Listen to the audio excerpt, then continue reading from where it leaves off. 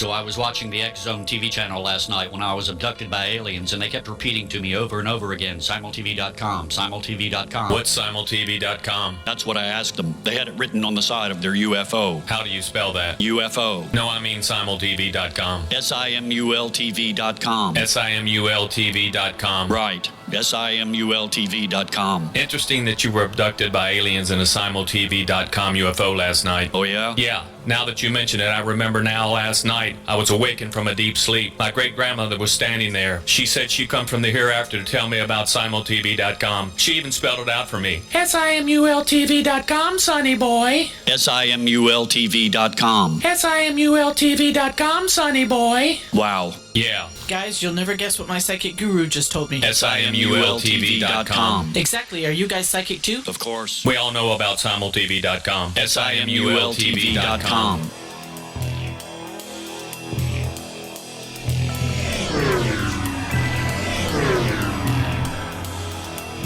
This is A Different Perspective with Kevin Randle. A retired U.S. Lieutenant Colonel, Kevin Randle has been studying UFOs for nearly 50 years. Kevin has investigated some of the most famous UFO cases in the world and has been consulted for dozens of documentaries about UFOs.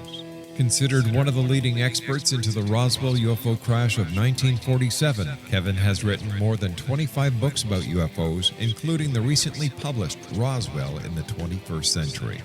Now, here is the host of A Different Perspective, Kevin Randle.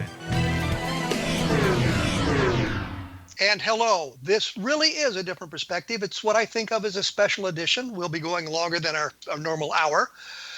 And I am indeed Kevin Randle. I will be joined in just a few minutes with James Carrion. And I've already warned him that at some point I probably will call him James Cameron because I just do those sorts of things. But before we get to James, I'd like to just mention, as some of you probably know, the History Channel has been doing something called Project Blue Book, which they say is sort of based on true stories. And I'm thinking the only truth in that thing is they mention J. Allen Hynek by name, and he's a character. And they talk about Project Blue Book. Everything else is pretty much made up. And the latest episode that I've seen was probably one of the worst, which dealt with the Flatwood monster from September of 1952, where a number of people saw a thing land on a hilltop in West Virginia, Flatwood, West Virginia. They went up to it. There was some kind of other anomalies around. They saw a creature. It became kind of a big case. The program ended, which really kind of annoyed me. The program ended saying that it had been investigated by the Air Force, but I can't find any evidence of that. It doesn't seem that the Air Force sent investigators. It seems that they picked up their information from the news media and that sort of thing. They didn't really investigate the case, and I think that's something that's in dispute. But I just wanted to mention that, and I will be doing a longer review of that program in the very near future, so you can take a look at that, or look for that, at www.kevinrandle.blogspot.com. And now I am going to talk with James Carrion. I almost said Cameron. James Carrion, who is a former international director of the Mutual UFO Network, and his current research focus is on Cold War origins of the UFO subject, which I think is very interesting. He's the author of a free book, Anachronism, which documents the Cold War origins of the 1946 ghost rockets, and the recently released book, The Roswell Deception, which we'll be talking about at length today, and why I'll bring up Roswell in the 21st century as we get into that as well. So he documents the Cold War origins of the UFO events for the summer of 1947 as well, including Kenneth Arnold, Roswell, and Maury Island, which is really problematic. Maury Island is. James believes there is life outside our planet, but is an agnostic on whether that intelligent life has visited Earth. And I can understand that. I kind of lean in that direction with him, I think. James lives in Northern Virginia, where he works as an IT manager for a private company. James, welcome to A Different Perspective. Thanks for having me. Appreciate it. Well, we're going to talk about your book, The Roswell Deception, and your research into those areas primarily today. So we might as well get started. And you call your book The Roswell Deception. What exactly is the Roswell Deception? So the Roswell Deception is basically looking into the entire summer of 1947. Roswell, I gave the title Roswell Deception just sort of to attract people's attention because of all the UFO cases out there. It's probably the one that's most well known and that most people would associate with the UFO phenomena. But really, the book is about the saucer summer of 1947. From the time that Kenneth Arnold had his sighting on June 24th, all the way through the July 3rd sighting by the crew, the airline crew, that included E.J. Smith and his co-pilot and his stewardess, and then goes all the way to the Roswell incident itself, and then past that to the events that surround Maury Island. Well, I was just going to interject here. Captain E.J. Smith is also the name of the captain of the Titanic, but that's nearly irrelevant to anything we're going to discuss here. I just always like to throw that in when I get a chance. You were going to say before I so rudely interrupted. Yeah, so the word deception is important because what I believe, and it's my hypothesis, is that all of these events in the saucer summer of 1947, I believe were part of a deception script, a script that was written by the military, by a select group of folks who were in a primary deception role. They had that role during World War II and during peace after 1945 when the war ended in 1946. They decided to, I believe, to recycle some of the deception plans or some of the deception operations that they so effectively used against the Germans during World War II, but instead they used them against the Soviets, and hence the flying saucer phenomenon. Well, when we're talking about deception, and you mentioned World War II, and that's always a fascinating subject, I think one of the greatest deceptions was the creation of a false army in England opposite Pas de Calais, convincing the Nazis that the invasion was going to come there. So when you say deception, you're referring to this kind of fakery that goes on? Yes, and when I talk about deception, there are two different types of deception. There's strategic deception and there's tactical deception. So strategic deception is more at the level of one country deceiving another at a very high level. So these are very high level plans versus during wartime when you had, and you mentioned the Ghost Army, when you're actually trying to achieve some sort of tactical objective, whether it's to take a beach or to invade an island, and you're using local deception plans to help in that effort. So you say that the military, to, I guess, fake out the Soviets, created the saucer mania of the summer of 1947? Correct. And again, I don't think they meant for folks to believe that these were extraterrestrial craft. I think their primary goal was to deceive the Soviets into believing it was a superior American aerial weapon. And by collateral damage, folks sort of looked at it and say, oh, wait, those things flying through the sky, if they're not ours and they're not Russian, well, they must be from outside our planet.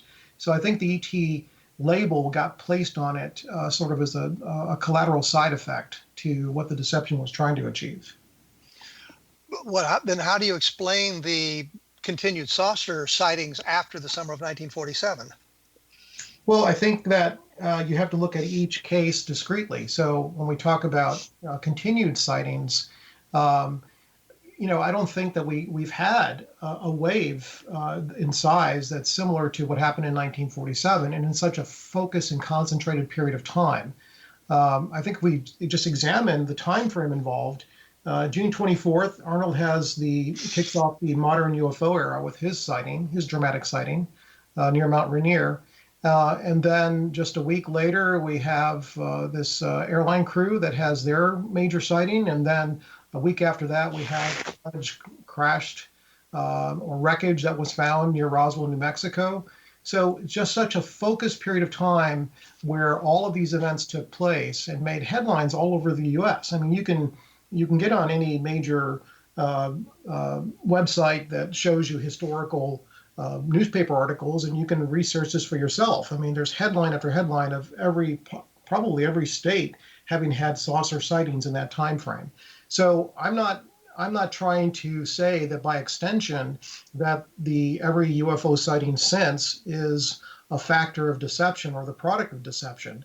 I'm saying if we look at that concentrated time frame of the saucer summer of 1947, based on the evidence I've produced in my book, that to me is clearly a deception operation. And what's come after that requires further and discrete research. Well, how do you explain then the July 9th article from 1947 in which it basically said the Army and Navy moved today to stop stories of flying saucers whizzing through the atmosphere? Yeah, you're talking about the concerted effort they made immediately after the Roswell incident. But the day after the Roswell crash was reported, yes. Correct. Yeah, so, I think, again, looking back at precedent and based on what we know now about World War II deception, when you're trying to deceive your enemy, you're not trying to deceive the public per se. Deceiving the public is just collateral damage. You're really trying to deceive the enemy at the highest level, and you do that by the means of what are called deception conduits. And one of the primary deception conduits is actually the enemy's intelligence service. So if we look back at 1947, that would be the the NKVD, which then became the KGB. Yeah, let's stop right there for just a moment. Make sure that everybody understands. You misspoke when you said MJ, thinking of MJ-12. That had nothing to do with this, of course. Sorry, that was a slip of tongue. That has nothing to do with MJ-12. That's correct. We're talking about the Soviet intelligence service. So you're trying to actually get your enemy to sort of piece together a picture that you want them to paint, which is really the deception. It's a false narrative. So what I think happened back then was the U.S. was feeding information to the press through either outright sources that would work directly in the press or through aerial deception that triggered press articles. And the Russians picked up these clues from the press. And for them, the painting that would have been, or the picture that would have been painted was not something of an extraterrestrial visitation. It would have been of some superior American aerial weapon. Well, we're going to have to take our first break here. Let me say that your website is historydeceived.blogspot.com, and so you can see more about this. The book is The Roswell Deception. I'll have a link to the book so that whoever wants to read it can pick it up for free and take a look at what he has to say at length. And it is massively linked to other newspaper articles. We will be back right after this with more about the Roswell Deception, so stick around.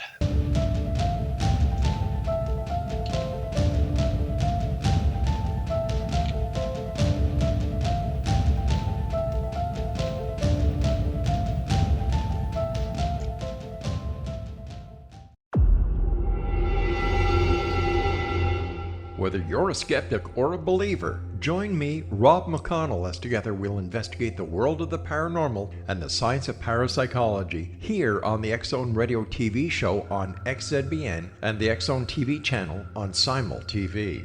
Since 1990, the X-Zone Radio TV show has been the place where people dare to believe and dare to be heard. Together, we'll investigate UFOs, aliens, ghosts, Bigfoot, psychic phenomenon, lake monsters, conspiracy theories, government cover-ups, the truth embargo, alien abductions, ESP, haunted locations from around the world, and so much more. With over 28 years of broadcasting and more than 4,500 individual guests, the X-Zone is truly a place where fact is fiction and fiction is reality, as evidenced by the credibility, integrity, and professionalism of the guests that we bring to our international audience. If you have seen a UFO, had a close encounter, seen a ghost, Bigfoot, lake monster, or a story that you would like to share or have investigated, contact me, Rob McConnell, by sending me your email to xzone@xzoneradiotv.com, or you can call toll-free 1-800-610-7035, extension 143, and on Skype, X-Zone Radio TV. For more information on the X-Zone Radio TV show with yours truly, Rob McConnell, visit www.xzoneradiotv.com or www.xzonetvchannel.com or simultv.com and xzbn.net. Until next we meet here in the X-Zone from our broadcast center and studios in Hamilton, Ontario, Canada, always remember, X-Zone Nation, keep your eyes to the sky and your heart in the light.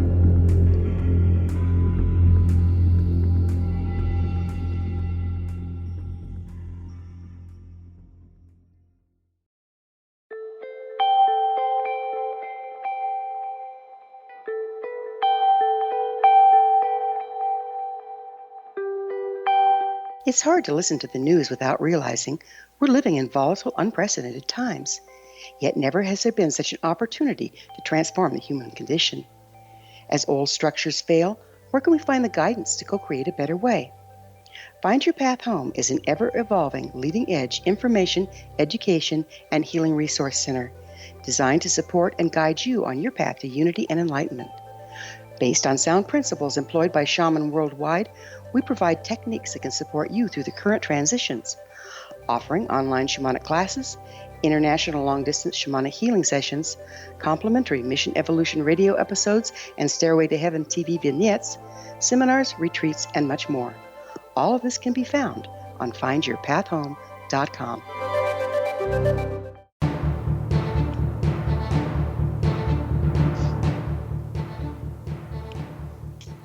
And as they say, we are back.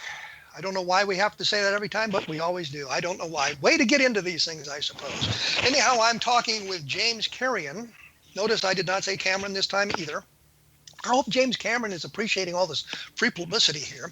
We were talking about the Roswell Deception and the way the deception was directed toward the Soviets, and you were suggesting that the news media was part of the conduit, an unwilling participant, I suppose, in this. And I just wonder if that would be the best way for the Soviets to gain their intelligence, by reading the newspapers about flying saucers. Actually, it was the best way, because back in 1947, I've actually documented this in my book, Anachronism, we knew that the Russians had heavily infiltrated all aspects of American society. We knew that their diplomats also doubled as intelligence agents. What we were concerned about was there were a number of, we call them undercover intelligence assets, what are called illegals. And if you ever watched the show The Americans, it's specifically those type of agents that were loose and wandering around the United States, and we had no clue who they were. So those that we did know were intelligence assets, which would be all the diplomats and associated personnel that worked at embassies and consulates. The FBI had such close surveillance on these known folks that it was very difficult for them to recruit any new intelligence assets here in the United States. So what they did instead is, given the fact they couldn't go out there and meet clandestinely with an American to try to recruit them to be an intelligence asset, they turned to an open source of intelligence, which was the media. This we know because it's part of Cold War history. And they were heavily reliant on it. So the fact that we knew that the Russians were heavily invested in gathering intelligence from the media played directly into this deception. And what was the purpose of this deception? Why were they so interested in doing this? Well, I hypothesize a couple of or a number of different reasons, but we'll start with the anxiety that was in place in 1946 and into 1947, where there was a potential Third World War about to happen. We were very concerned that the Russians were going to march across Western Europe and start taking countries and place them under their Iron Curtain. So we were trying. We sort of suspected this. We were worried about it. And so one way to prevent that would be to, have them think twice about what the consequences, what their actions would be. So by portraying that we had this super weapon that could potentially reach, Moscow, at a high speed and able to deliver a nuclear weapon, this would prevent them from making any decisions that would allow them to take additional countries. But wasn't the atomic bomb pretty much a major deterrent, since they didn't have any of those and we did? Right, but how do we deliver them? And how do we deliver them quickly? So that was one issue, and we try to hype the fact that we had a number of atomic bombs in our arsenal, but that was actually a false deterrence because we in fact did not. back in 1947, I think it was in June 1947, we had nuclear weapon components, but no actual assembled nuclear bombs. So, but we were leaking through the media that we had, hundreds in our arsenal. Again, this was deception, trying to get the Russians to believe that, they better behave, or we would be delivering some of these bombs to their doorstep. Well, clearly we had atomic bombs because we detonated them during Operation Crossroads in 1946, blew up a Bikini Atoll and sunk a whole bunch of our own battleships that way. That's correct, but there were only 2 bombs that were dropped then. Actually, one was dropped, aerial drop, and one was placed underwater. But after that, we only had nuclear weapon components. And so I think if you research back in Cold War history, you'll see that production didn't really start ramping up until probably late 1947 and after. But how long would it take to assemble the components into a workable atomic bomb? Well, it's a good question. You had to have the fissionable material. You'd have to have the components. You'd have to have knowledgeable individuals, and you'd have to have the delivery means to do it. If push came to shove, sure, we would probably assemble some bombs, but it wasn't what we were advertising at the time, that we had hundreds in our arsenal. But I mean, that's I would think a much more visible deterrent than suggesting we had, through the newspapers, some kind of aircraft, and I use the term aircraft that has high speeds and that sort of thing. I don't understand how they would have thought that this would have been any kind of a deterrent for the Soviets. Right, but I think what you're not seeing is that, remember, the Manhattan Project was already compromised. The Russians already had intelligence assets within the Manhattan Project. So how could they use nuclear weapons as their sole deterrence if they suspected that the Russians already knew that we didn't have the weapons in our arsenal to begin with? So I think they needed something else. And if you look actually at the super weapon story that first kicked us all off, which was the Leach Snodgrass weapon in the middle of June 1947, and this hit the news 2 weeks before Kenneth Arnold.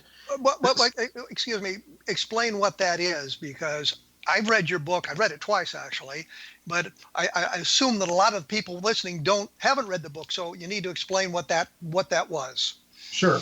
So in mid-June 1947, there was a news story that hit all the major newspapers that said that the Anglo allies, the British and the U.S., had a new super weapon, a weapon that was greater than the atomic bomb.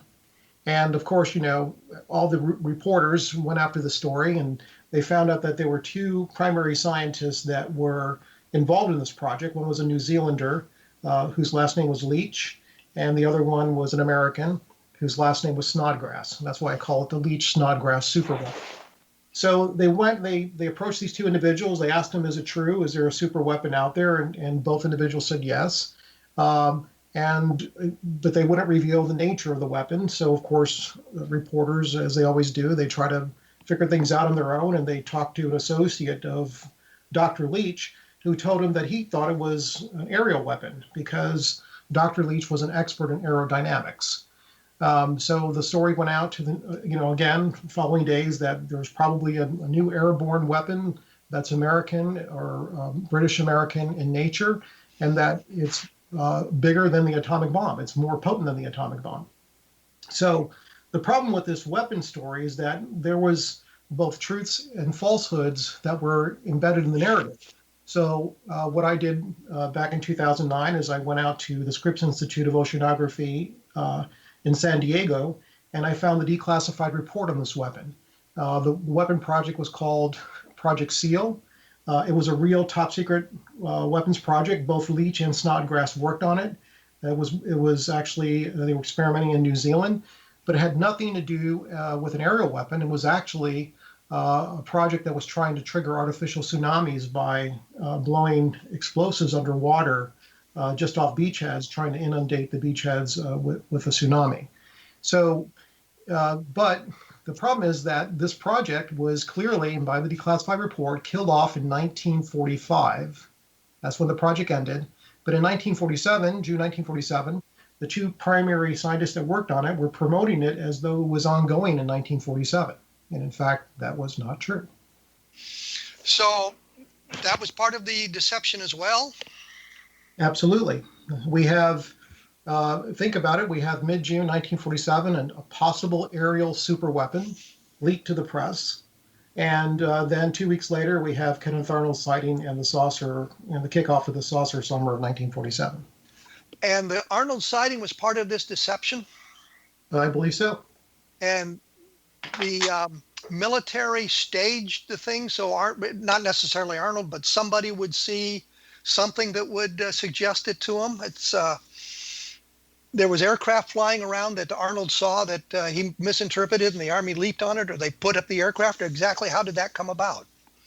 Well, because we don't have the actual declassified deception script, I can't tell you exactly what was flying over Mount Rainier, but the fact that it was an ideal stage on which to play aerial deception, because if you remember, what Arnold was doing in that area was looking for that crashed Marine transport plane that had crashed December 10th of 1946, and for which there was a very large reward if it was found. The family of the service members who lost their lives put up a $5,000 reward. So not only Arnold, but other private pilots were constantly flying over the area looking for this crashed plane in hopes they could collect that reward. So if they were going to put on an aerial deception, that was the ideal stage in which to do it. So I don't know if perhaps objects were dropped, objects were towed, if they took something already within our arsenal, whether it was existing flying wings or prototypes or whatever, and flew it past Arnold for him to observe. But I do believe it was part of that deception. And you say flying wings. You're talking about the N9M and the XB-35? Correct. Or it could have just been the fuselages of, or something else that were just, towed behind some other device. Okay, we're going to have to take our next break here, so I'll just do that, I guess. The website would be historydeceived.blogspot.com. The book is called The Roswell Deception, and as I say, I'll have a link to it in my blog, which is www.kevinrandle.blogspot.com, as well as a link to this radio program so you can listen to it again or take notes or whatever you wish to do. We are talking about the Roswell Deception. We're talking about the idea that the flying saucer summer of 1947 was in fact some kind of a deception operation created by the United States government to fool the Soviets and keep them in check, rather than having them invade Western Europe and take that over as part of the Soviet Dominion. We will be back right after this with more with James Carrion and the Roswell Deception.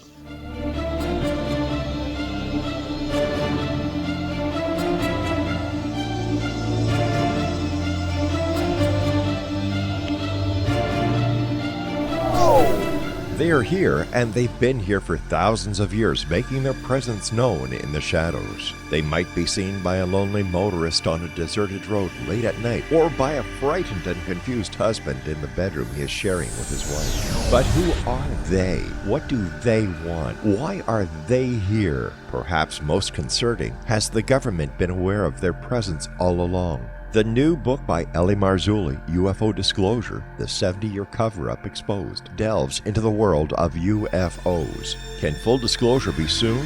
Order now and receive a free hour and 37-minute DVD on the UFO phenomenon. UFOs are real. Get both the book and the DVD, a $40 value, for only $19.99. To order your book and DVD today, go to lamarzulli.net. That's LAMARZULLI.net.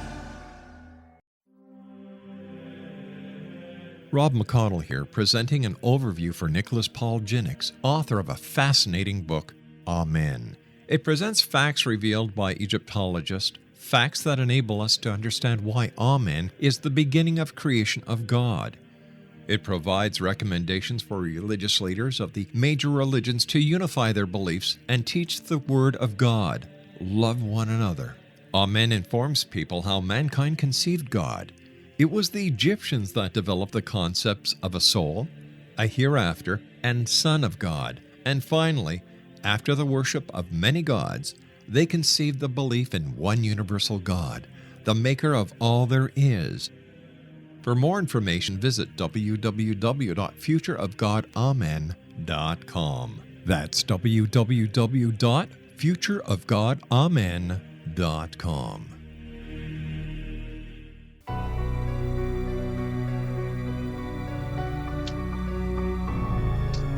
And we are back. I was trying to think of something clever to say to kind of launch into this thing, and it just kind of got away from me there. So I thought I'd better just say we are back. And we are back. I am joined with by James Carrion. We're talking about his book, The Roswell Deception, which is available free online, and I'll have a link to it at www.kevinrandle.blogspot.com. And I'm pretty sure he's probably got a link to it at historydeceived.blogspot.com. So you can take a look at that. We were talking about the Arnold sighting, that Arnold had sort of been lured into the right place to see the strange objects that he saw. And I was just trying to figure out what he might have seen or what they might have launched up there to convincing he was seeing something unusual enough to interest the news media. Well, I think one thing that folks should bear in mind as they read Arnold's account is that, which is pretty well documented, not only in the press, but in some interviews that he did immediately after and what he wrote down. But basically, when he was up there and he saw these strange objects, well, first what drew his attention was the fact that they were reflecting, saw these bright flashes, and that caught his attention. And he wasn't actually at that time concerned about the speed of the objects. I know there's a lot of folks talk about, well, these things were clocked at doing 1,200 miles per hour. He didn't calculate, those speeds until he was on the ground. When he was up in the air, again, the bright flashes caught his attention. And what perplexed him the most was that these objects didn't have tails. So it had nothing to do with necessarily their shape. It had nothing to do with their motion or even their speed. He was just concerned why these things didn't have tails. So once he was on the ground and he started talking to other folks, and his pilot friends and other folks that were involved, then we started getting some additional detail, and that's when he started to calculate speed. And one thing that strikes me about Arnold is that, I think he was a very honest person. He was a very honest person, honest to a fault, but I also think he was easily persuaded.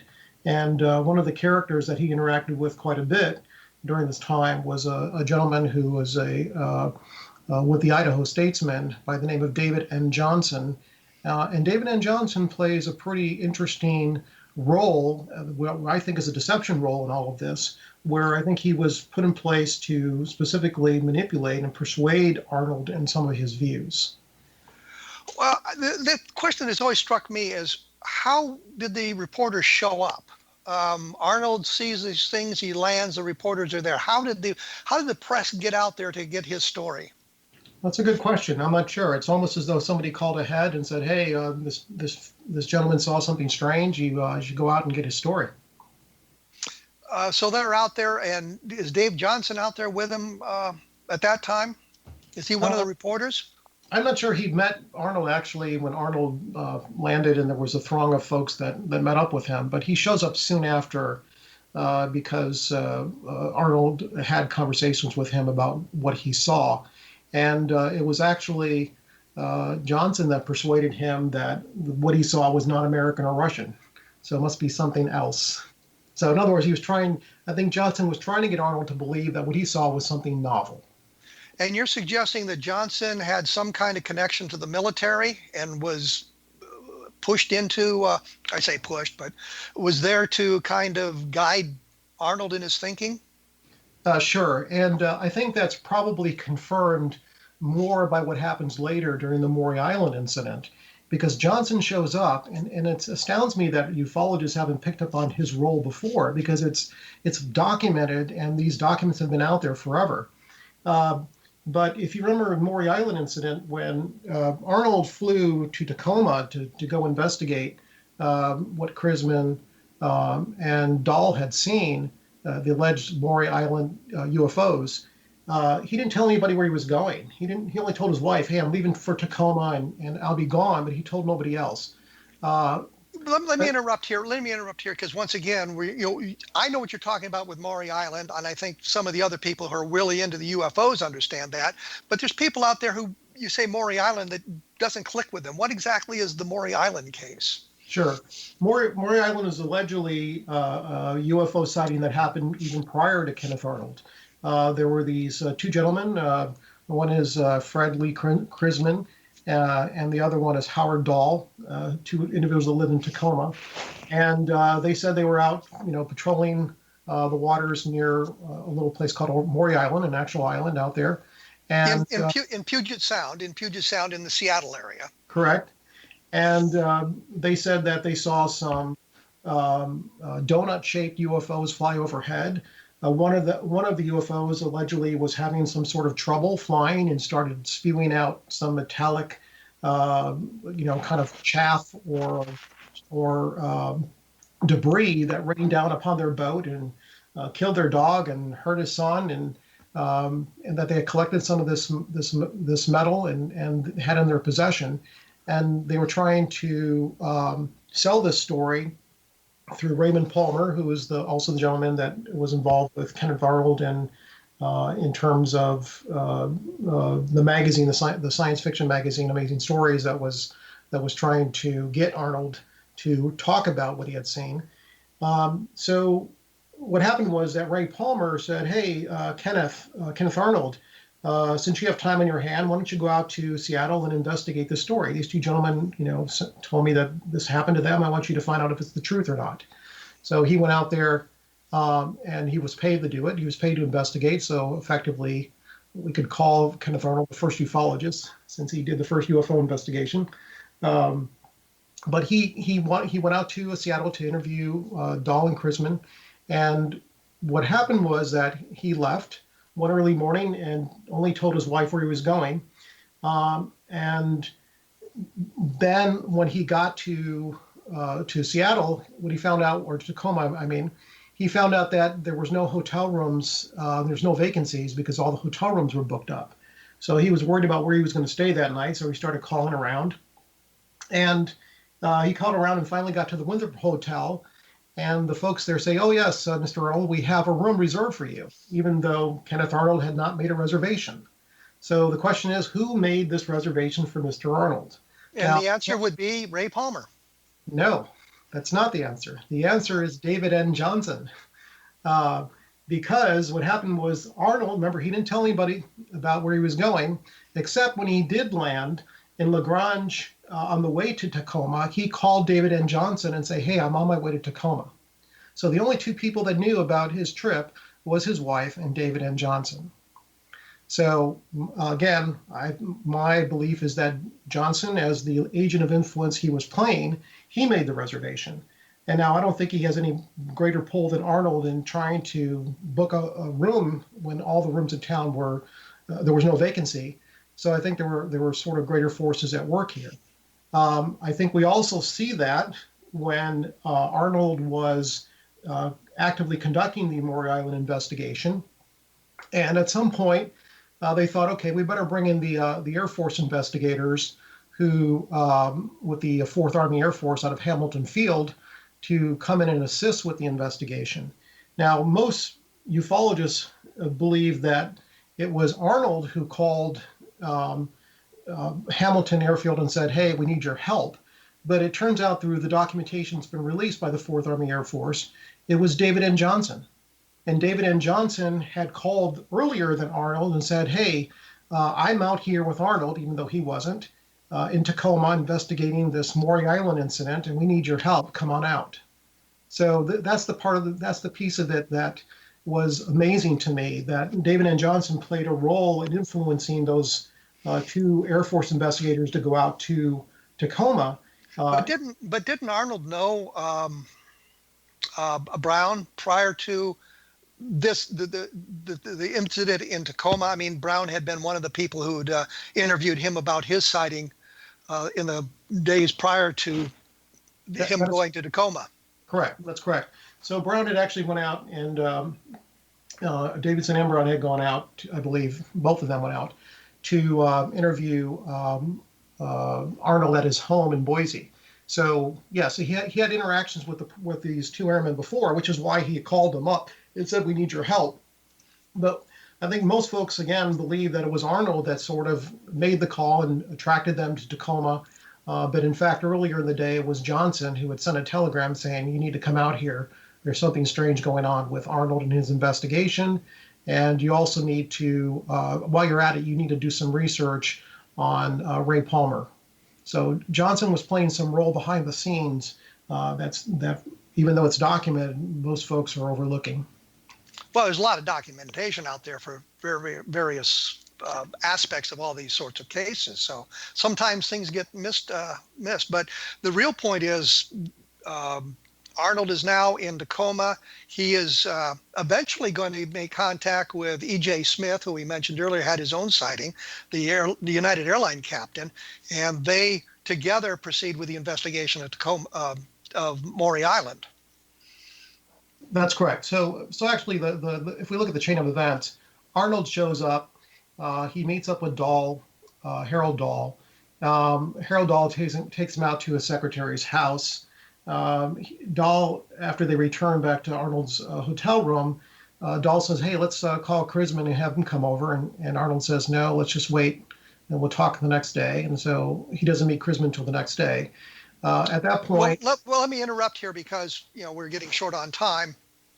We will get back to Dahl, Crisman, Ray Palmer, Kenneth Arnold, E.J. Smith, Captain Davidson, Lieutenant Brown, and all of the characters in just a few moments. I am with James Carrion. His book is The Roswell Deception. You can take a look at historydeceived.blogspot.com and look at my blogspot, kevinrandle.blogspot.com as well to get additional information about this. And I will mention that we'll be having a review of the latest episodes of Project Blue Book there as well for those of you that are interested in that History Channel program as well.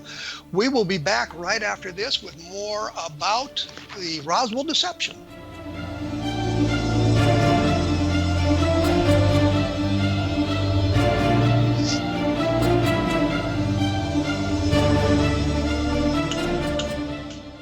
You have heard of the X Zone? Now watch it on Simul TV, plus 500 video games, live TV channels, free video on demand, worldwide, and more. Does this sound like tomorrow's television? Well, it is, but you can have it today, right now. It is Simul TV. Simul TV offers what the others only wish they could provide. 15 exclusive channels like X Zone, sci-fi, and horror. We are worldwide. No other provider offers that. 500 built-in video games. No need to have an extra expensive system. We have them included. Free video on demand. Live streaming events from around the world. Interactive online network and much more. Tomorrow's TV today. Simul TV. Sound too good to be true? Well, it's not. You can have Simul TV today. Sign up at simultv.com. Do it today.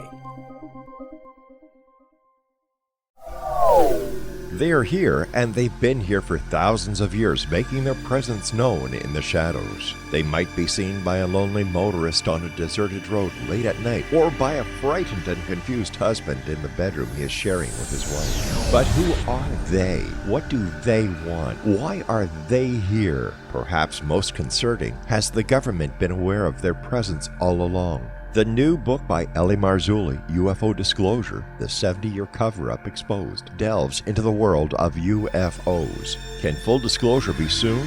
Order now and receive a free hour and 37-minute DVD on the UFO phenomenon. UFOs are real.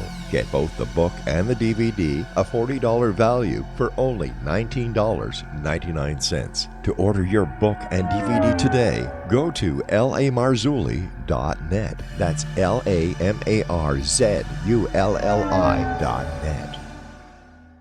So I was watching the X Zone TV channel last night when I was abducted by aliens, and they kept repeating to me over and over again, simultv.com, simultv.com. What's simultv.com? That's what I asked them. They had it written on the side of their UFO. How do you spell that? UFO. No, I mean simultv.com. SIMULTV.com. SIMULTV.com. Right. SIMULTV.com. Interesting that you were abducted by aliens in a SimulTV.com UFO last night. Oh, yeah? Yeah. Now that you mention it, I remember now last night I was awakened from a deep sleep. My great-grandmother was standing there. She said she'd come from the hereafter to tell me about SimulTV.com. She even spelled it out for me. SIMULTV.com, sonny boy. SIMULTV.com. SIMULTV.com, sonny boy. Wow. Yeah. Guys, you'll never guess what my psychic guru just told me. SIMULTV.com. Exactly. Are you guys psychic too? Of course. We all know about SimulTV.com. SIMULTV.com.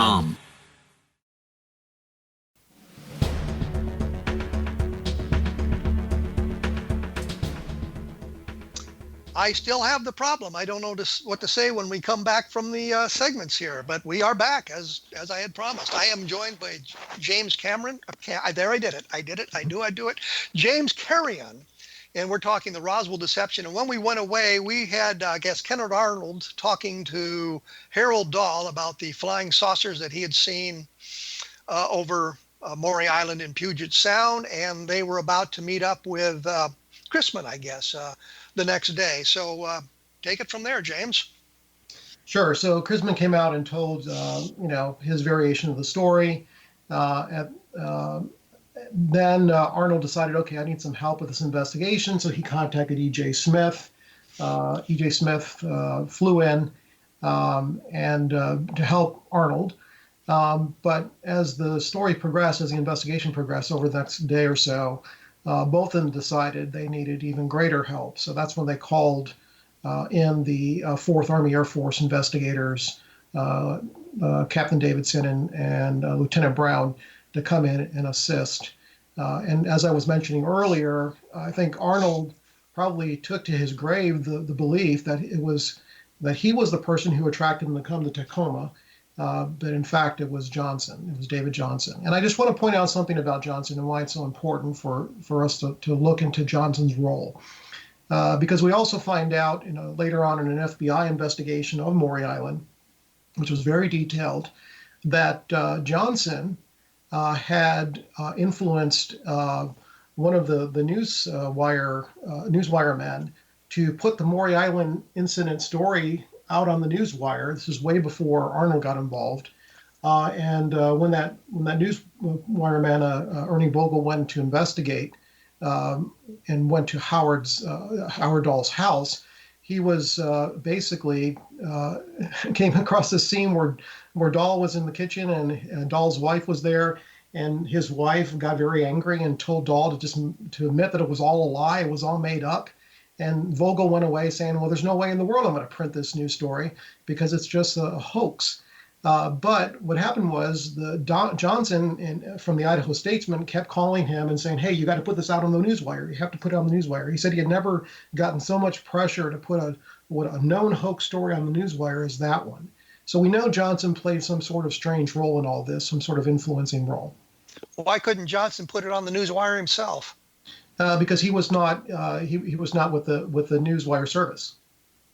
His newspaper didn't have a wire service capability? Oh, I'm sure he did, but I don't think he was the pressman that would have been responsible for doing that. But his newspaper had a capability of putting stories on the newswire. I'm not so sure that I think with the depending on the whether it was UPI, United Press, or it was the Associated Press, you had to have someone designated to do that for you.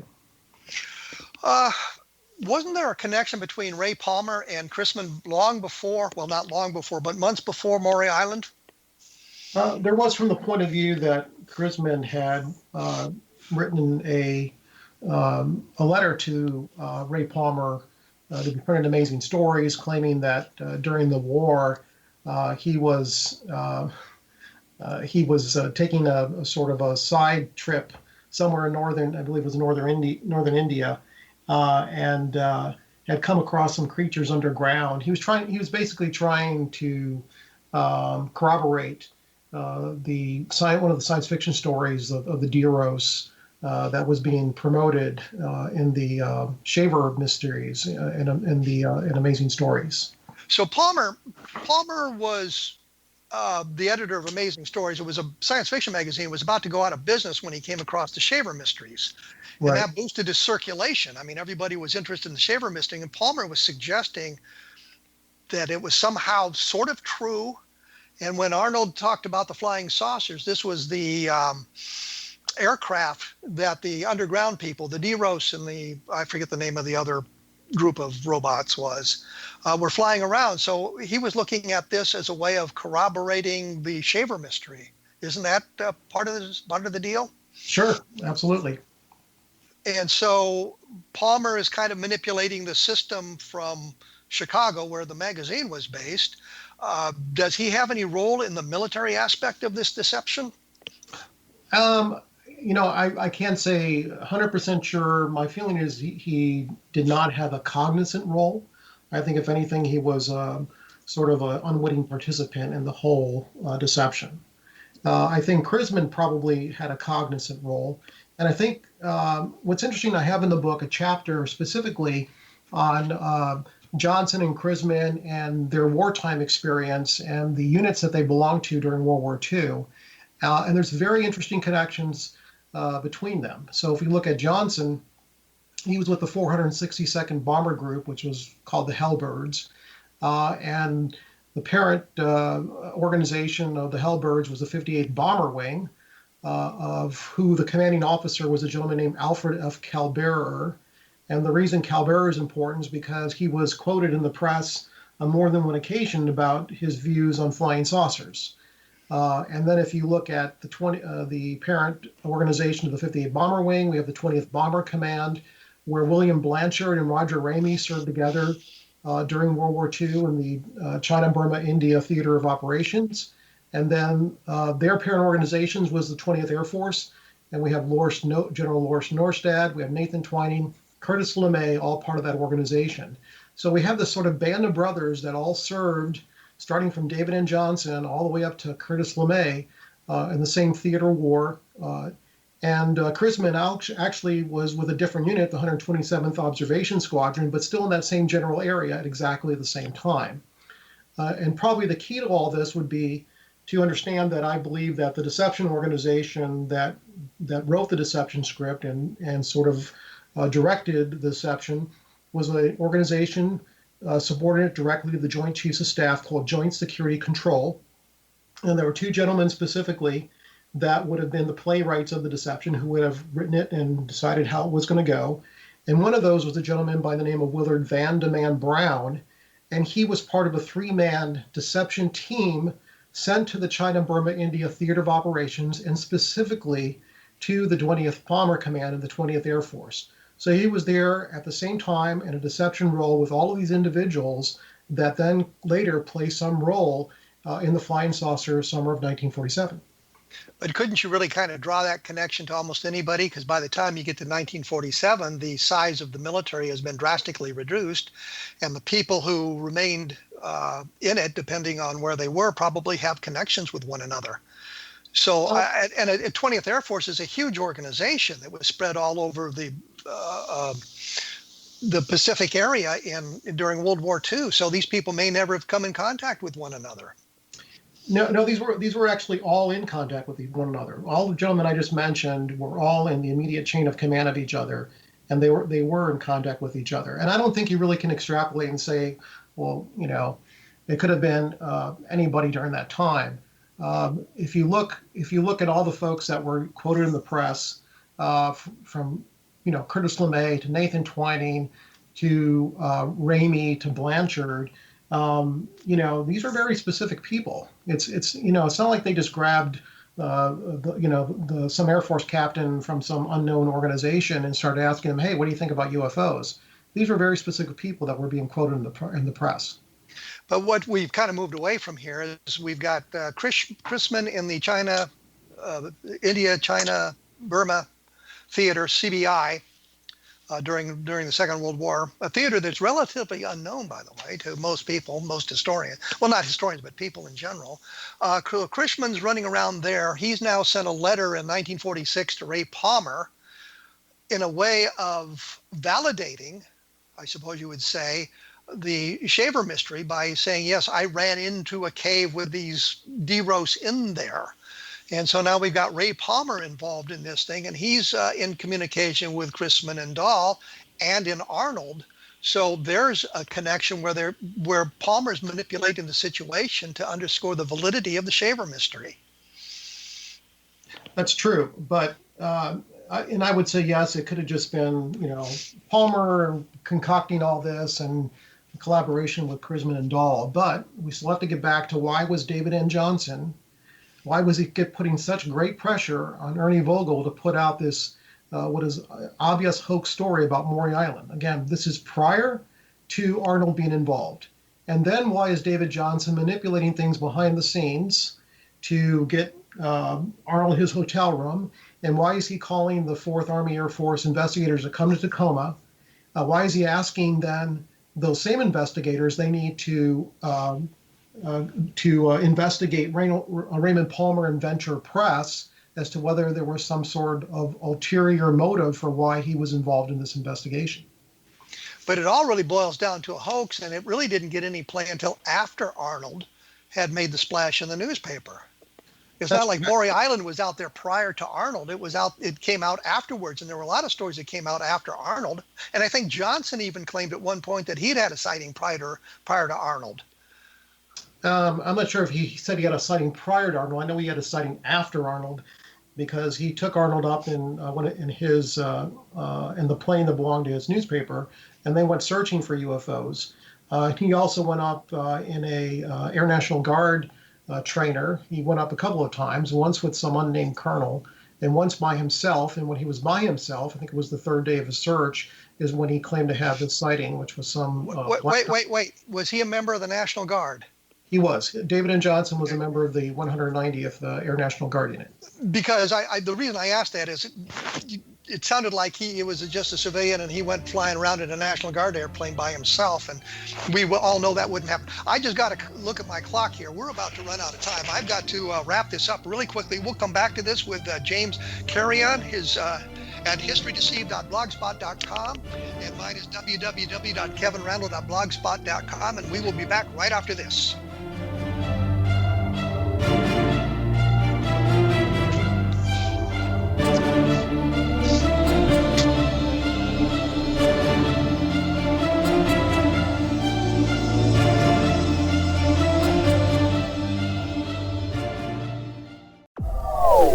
They are here, and they've been here for thousands of years, making their presence known in the shadows. They might be seen by a lonely motorist on a deserted road late at night, or by a frightened and confused husband in the bedroom he is sharing with his wife. But who are they? What do they want? Why are they here? Perhaps most concerning, has the government been aware of their presence all along? The new book by Ellie Marzulli, UFO Disclosure, the 70-year cover-up exposed, delves into the world of UFOs. Can full disclosure be soon? Order now and receive a free hour and 37-minute DVD on the UFO phenomenon. UFOs are real. Get both the book and the DVD, a $40 value, for only $19.99. To order your book and DVD today, go to lamarzulli.net. That's LAMARZULLI.net.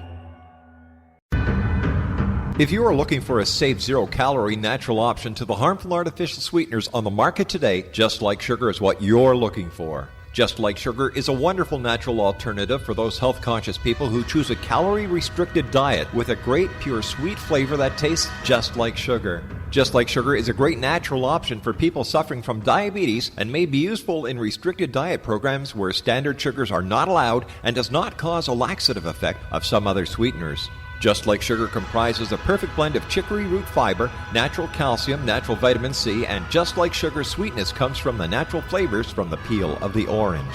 Just Like Sugar is a natural alternative to harmful artificial sweeteners and will change the way that you believe all natural sweetener products taste. Just Like Sugar is available at your local Whole Foods markets, Wild Oats markets, Henry's, Sun Harvest, and many other fine natural food stores in the U.S., Canada, and worldwide. You have heard of the X Zone? Now watch it on Simul TV, plus 500 video games, live TV channels, free video on demand, worldwide, and more. Does this sound like tomorrow's television? Well, it is, but you can have it today, right now. It is Simul TV. Simul TV offers what the others only wish they could provide. 15 exclusive channels like X-Zone, Sci-Fi, and Horror. We are worldwide. No other provider offers that. 500 built-in video games. No need to have an extra expensive system. We have them included. Free video on demand. Live streaming events from around the world. Interactive online network, and much more. Tomorrow's TV today. Simul TV. Sound too good to be true? Well, it's not. You can have Simul TV today. Sign up at simultv.com. Do it today.